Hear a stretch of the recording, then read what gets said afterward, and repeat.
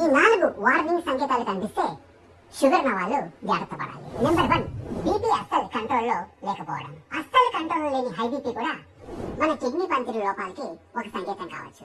Kidney పనితీరు తగ్గినప్పుడు కొన్ని కెమికల్స్ శరీరంలో అధిక మోతాదులో రిలీజ్ కావడం వల్ల బీపీ కంట్రోల్లో ఉండకపోవచ్చు.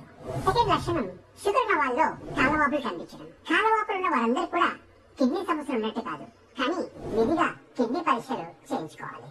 షుగర్ పేషెంట్ ఎవరిలో అయితే యూరిన్ లో అన్యూజువల్ గా నురగ కనిపిస్తుందో, అనగా ఫ్రెష్ చేసిన క్లియర్ కానీ యూరిన్ లో నురగ కనిపిస్తున్న కిడ్నీ ఫంక్షన్స్ గురించి, మరీ ముఖ్యంగా యూరిన్ లో ఆల్బుమిన్ ప్రోటీన్ లీకేజ్ గురించి పరీక్షలు చేయించుకోవాలి.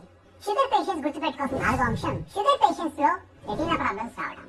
షుగర్ పేషెంట్స్ లో ఎవరికైతే రెటీనా ప్రాబ్లమ్స్ స్టార్ట్ అవుతాయో వారందరూ కూడా కంపల్సరీ కిడ్నీ పరీక్షలు చేయించాలి.